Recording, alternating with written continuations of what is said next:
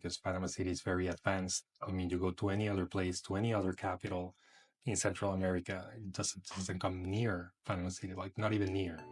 Welcome to Pallas Conversations. Meet your host Simon Hornstein from pallaslife.com, your international immigration partner, speaking with Dr. Mario Vega, member of an established family of medical doctors. He's a top fertility expert, Panama Fertility. So Dr. Mario Vega, it's a great pleasure to talk with you today. You already mentioned before that all your family are doctors, or many of your family are doctors, and your father is also a famous fertility doctor here in Panama. What inspired you to become a doctor and specialize in this field? Right. So first of all, thank you, Simon, for the opportunity. And it's funny that you mentioned that because actually my dad has 4 siblings. He's a doctor. He's a gynecologist. My uncle is a pediatrician. And then he has 2 sisters who are, that has to do with eyes. From that, my dad had 6 kids. So we're 6 siblings. We have 3 that are doctors. My sister's a dermatologist. My brother's an orthopedist. I'm a gynecologist. And I have several cousins that are also ophthalmologists, surgeons, etc. So yeah, we're a big medicine family. And, growing up, seeing my dad basically do his work really inspired me. At the beginning, I was a little bit kind of thinking about it because, he used to work and he still works like super long hours. But, at the end of the day, I think that it's something really rewarding, especially in the fertility or gynecology, when you can bring a baby into the world, or when you can tell a couple that is struggling with infertility that they're finally pregnant. So it's super, super rewarding. So I'm very happy with, medicine, and I get to talk to my brothers or my cousins if I have any question about any of the patients. So it's a good thing. And you studied also in the US and worked in the US for a long time. How would you compare like the American health system with the Panamanian health system? Well, it's a little bit different. So I used to live in New York. I did OBGYN in New York for 4 years, and I did a subspecialty in fertility also in New York for 3 years. So I was established there working and everything, and then I decided to come back and join my dad in Panama.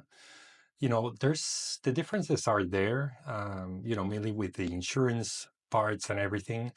But the way of practicing medicine in Panama is more similar to the US than it is to Europe, because I think the real difference is when you compare the US to Europe, you see a bigger difference. But Panama is more lean toward the US way of practicing. So, and also the hospital I'm in, Pacifica Salud is a Johns Hopkins affiliated hospital. It's Joint Commission accredited, so it has essentially the same standards as hospital in the US. And you also sometimes still go back to the US for patients sometimes? Not really. I mean, I see patients online that travel to Panama to do fertility treatments. But no, physically, personally, I still hold a license to practice in New York State, for example. I still hold all my accreditations and everything. But no, I'm happy in Panama. So here for now. And what made you decide then to come back to Panama in the end? Well, in the end, I think it was more of a family decision. My wife is also a doctor. I forgot to mention that. She's a neurologist. She's a specialist in headache from Harvard. So she's a, really good doctor. She's also Panamanian. And my kids, I have 3 kids now. My dad had a practice, so I had a place where to work. I think that was a big determinant. I think if I didn't have that, I would have probably stayed over there, because it's, I think the way of practicing medicine is probably a little bit more comfortable for doctors in the US. One good thing for patients in Panama, not so much for doctors, is that usually patients still get like the doctors, they get to text the doctor.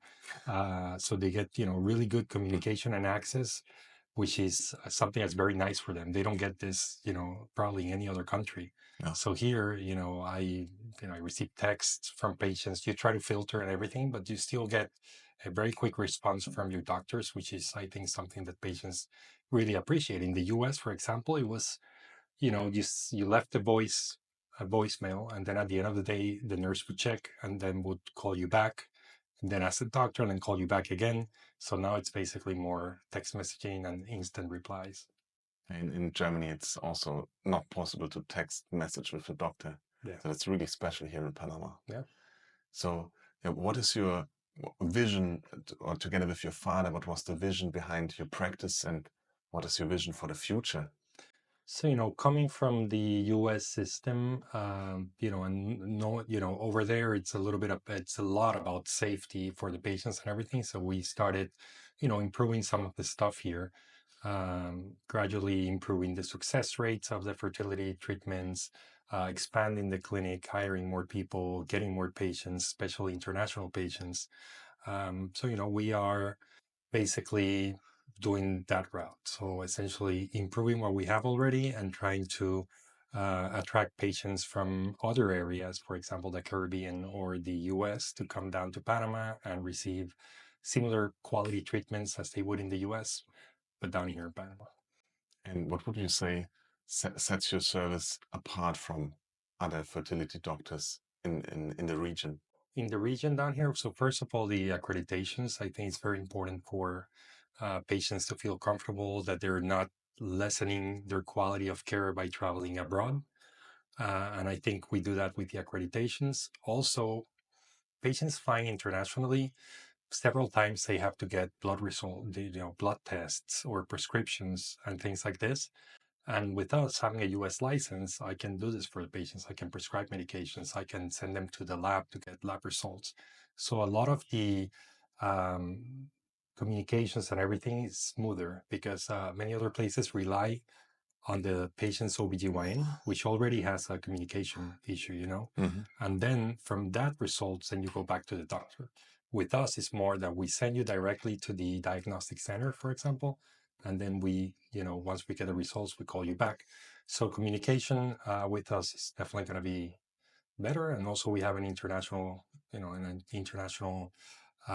patient team that basically takes care of international patients. We have a donor team, so we have it divided in teams so that everyone has their role, and the patients feel that they can, depending on their route, they can get all the necessary information. And you can shorten the time of the stay here in Panama, right? Yes. So typically patients would need to fly out for like 3 weeks or so. What we do is that we have shortened it to about a week that they need to be in Panama. Usually that week we can either do an embryo transfer. Sorry, if it's an embryo transfer, it's going to be even less. It can be as short as 72 hours. But for example, an egg extraction, um, things like that, we can do in a week. So yeah, patients appreciate that, especially US-based patients and I know this from experience, it's very hard to get time off. Like my wife gave birth and she had like a week off. That's all you get. And then you have to use your vacations. It was crazy. She was back at work 2 weeks after. So like the entire culture in the US is not of vacations or time off. So you really need to help them shorten the length of stay. And what would you say, like with the experience with all the foreign patients that you already have, what were they most surprised about here in Panama? I think just the access and the ease, they were able to, come to the clinic, get whatever they needed. You can go to the pharmacy, you can get the medications you need. There's not that many referral steps that sometimes you get in these big, health systems. I think communication, also, of course, they're happy with the results. I think that's the most important part. But yeah, I mean, I feel like most of them live here very happy. It's a good alternative to what the offerings are in the US. And I think that I think people are not used to it. But once you have really like access to a clinic and to the doctors and to the staff, it really changes, the entire experience. And yeah, what would you tell people that, consider coming to Panama, consider moving to Panama, and they're a little bit worried about the health system because they don't know so much about it yet? I think that there's really nothing to worry about in the sense that most doctors speak English. Many doctors, if not most, are internationally trained. They're, trained in Europe. Spain is a big place for doctors to go train. They have a couple that actually have gone to Germany too. So I think doctors are really well trained. There's very good private hospitals. For example, this one, there are a couple more. where also they have good accreditations. So I think that and also, for example, German patients, they just need to look, for example, you look at the US, a lot of the expats or retirees leaving Panama, and they're very happy when you talk to them, and they're super happy because, again, you break that whole communication problem because you have way more access to the doctors and to the staff. And how would you compare it, for example, to healthcare in Mexico or Colombia that is also popular for some people to retire? I think you get a little bit less of a how would you say it? You get a little bit less of the standard. So, for example, here, most doctors work pretty similarly. Everyone, it's doing. But in Colombia, you can have really good doctors. You can have not such good, really doctors. So it's really like a hit or miss. Or in Mexico, for example, I think that here they have pretty much standardized a lot of stuff, and yeah, I mean we have very good doctors. There's no doubt, and very good hospitals. I mean, hospital here is ranked, I don't know, like top 15 or top 10 or something in Latin America. So, and it's completely possible in English. I mean, even with the support yeah, teams, right? most of hospitals have international departments, that take care of patients. The other thing is security. So I see a lot of patients flying from the US to Panama, even though they live next to Mexico, they're sort of like a little bit concerned about their security in Mexico or in Colombia. So we're getting most of that. I mean, Panama is ranked one of the safest, countries in Latin America, if not the safest. And so yeah, so we get patients that are avoiding some places because of that.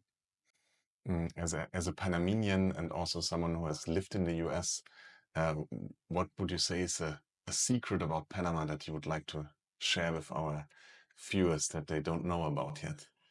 All right. I think that a lot of people, I don't think that a lot of people, but I think that there's a lot to get to know about Panama, meaning that it's a very nice place to live, first of all. Also, it's a pretty healthy city. I mean, you have parks, you have outdoors, you have all of this. And I think the rainforest and the nature, I mean, I have an uncle who lives near the Panama Canal, and he gets like monkeys every day in the afternoon, and it makes his day. So I think that if you look at everything that has to do with culture, for example, security, history, having like a first world city, because Panama City is very advanced. I mean, you go to any other place, to any other capital in Central America, it doesn't come near Panama City, like not even near.